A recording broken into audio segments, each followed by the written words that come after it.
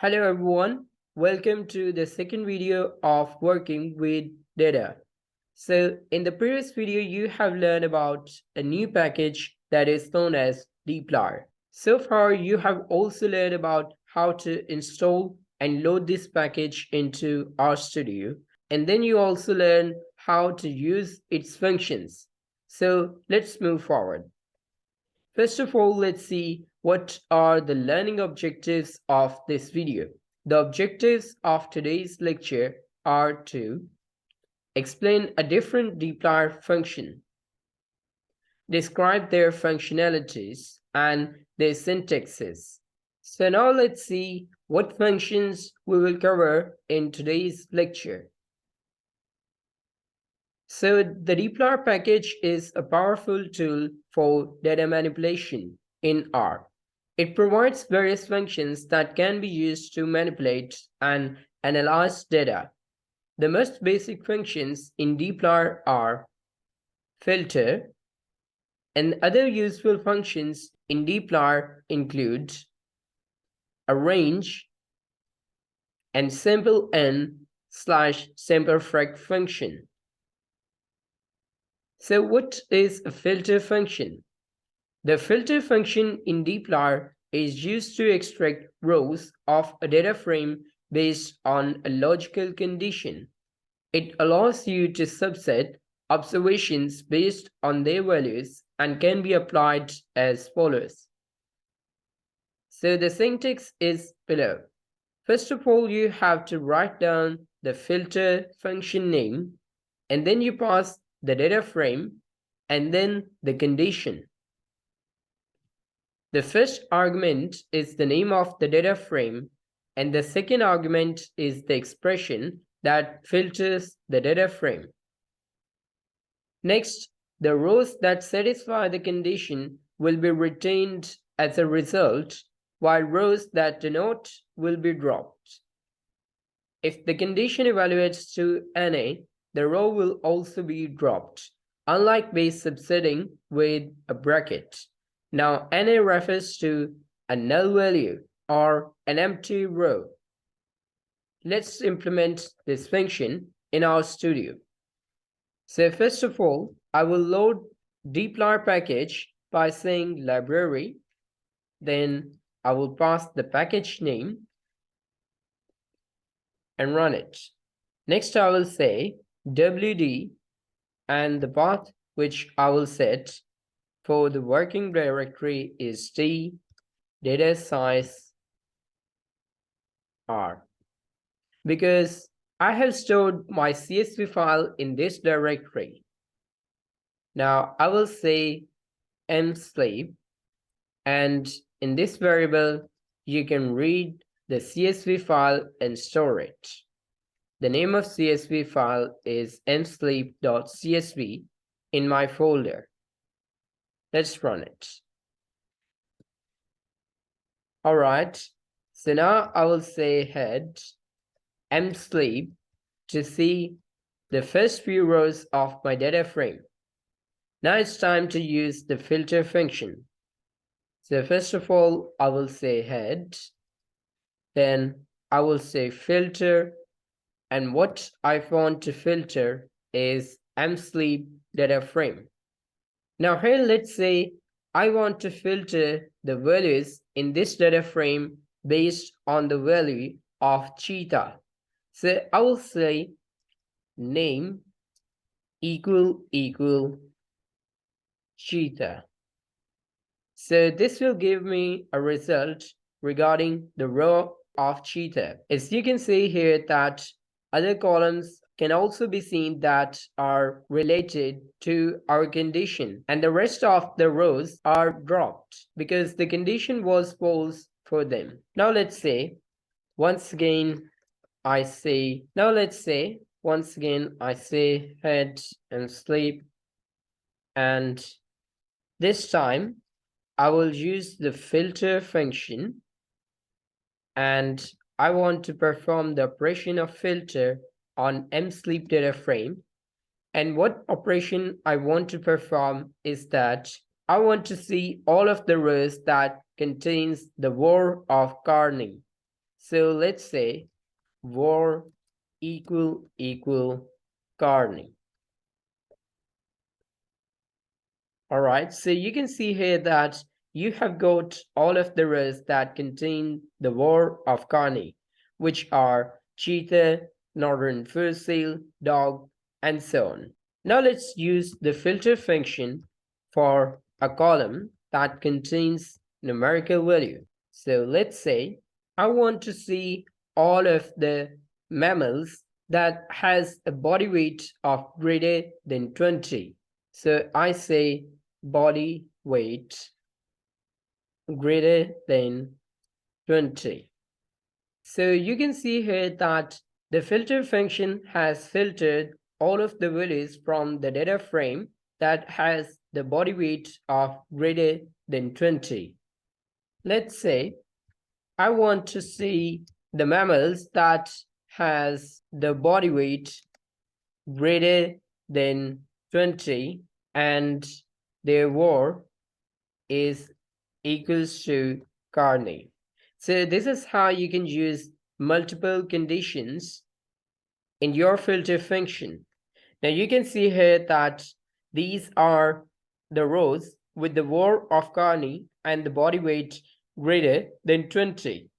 You can also do one thing here like head, and then you use the filter function just like this, and you say msleep, and here inside the parentheses you say that you want to see the rows that contains the var of Carney and the sleep total is smaller than 10. Now you can see here that you have got the rows that contains the var of Carney and the sleep total less than 10. Now here I would like to have a look at my data set, which is msleep. Now you can also do one thing, which is actually storing the results in a separate variable. Let's say I name my variable as carnivore primates order, and inside this variable I store all of the rows that contains the var of Carney and the order of primates. So I can do this by using the filter function. Inside this filter function, first of all, I will pass the data frame and then the condition. So the condition will be written inside the parentheses as I'm saying I want the var equals to Carney and the order should be equals to primates. All right. Now I will say carnivore primates order, and you can see here that you have got the values that contain the var of Carney and the order of primates. Now let's get back to slides. So far you have learned how to use the filter function and how you can use the filter function on the columns that contains character and numerical values, and how you can extend your conditional statement inside a filter function. Next, we have range function. The range function in dplyr is used to change the ordering of rows in a data frame.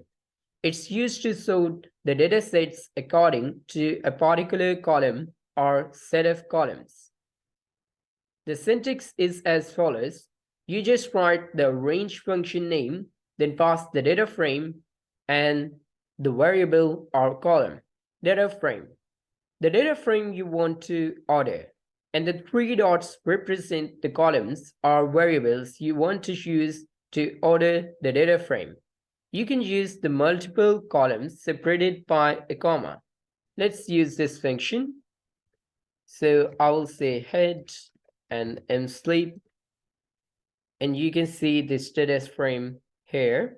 Let's say I want to arrange my data frame values by the order of body weight. All right, so I have used the range function, then passed the data frame, and then the column for which I want the arrangement. Now, by default, RStudio use an ascending order. You can see the body weight is in ascending order from lowest to highest. Now, let's say this time I want to do a little different thing. I say head, arrange, and then sleep.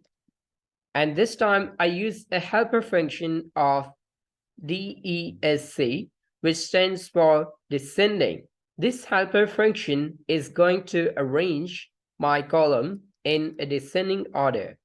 So let's say I want to arrange the body weight in a descending order. So you can see here that the highest body weight is 6,654. So this is how you can use an arrange function. You can also use multiple columns in arrange function, such as I want my data frame to be arranged by var and the body weight. All right, so now you can see here that on the top you have values of carnivore and the lowest body weights. Let's get back to slides. Next, we have simple function. The simple n function allows you to take a random sample of a specific number of cases from your data frame. The syntax is quite simple. You have to use the simple n keyword and then pass the data frame and the size you want, and then replace keyword. The data frame represents the data set from which you want to take samples.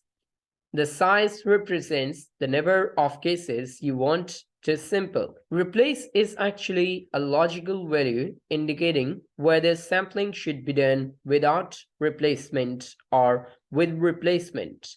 If it's true, then it's done with replacement, and if it's false, it's done without replacement. Let's use this function. First of all, I will see the head of my data set to make things clear. Let's say I want 15 random samples from my data set. So I will say sample n and take this data frame and give me 15 samples, and I will say replace equals to true because I want some random samples with replacement. So you can see here that you have got 15 values for each column. But let's say this time I say sample n and I pass the data frame and I say size equals to 3 because I only want 3 samples for my data frame, and I say replace equals to false, which is false by default. And you can see here that I have got 3 rows for each column. Now let's get back to slides. Next, we have another kind of simple function. The simple frag or simple fraction function allows you to take a random sample of a specific fractions of cases from your data frame. So the syntax is quite the same as sample n function. You just say simple frag and then pass the data frame and then the size, where the data frame represents the data set from which you want to take the sample, and the size represents the fraction of cases you want to sample. Let's say 0.5, 0.3, or it can be any number between 0 to 1. In this case, 0.5 represents 50%. So let's say you have 100 values in your data frame. So 0.5 will return half of the values of the data frame, which are actually 50. Let's implement. I say head and then sleep. Now you can see here that sleep contains 83 observation. So if I use simple frag and I say perform this function on sleep dataset and take the size of 0.5, So obviously it's going to give me half of the observations or rows. Let's say this time I use simple frag and sleep, and I say the size should be 0.3. So it's going to give me 30% of the values from the data frame. So this is how you use a simple frag or simple int function. Now let's get back to slides. Now I have designed some homework for you. Your homework now is to use the dplyrs filter function for row selection, utilize dplyrs arrange function for ordering the data frame, use the dplyrs random function to get random samples, just like we did with the help of simple function. Access the dataset using the given link, and this is the link of the dataset. So this is the end of today's video. Now good luck, see you next time.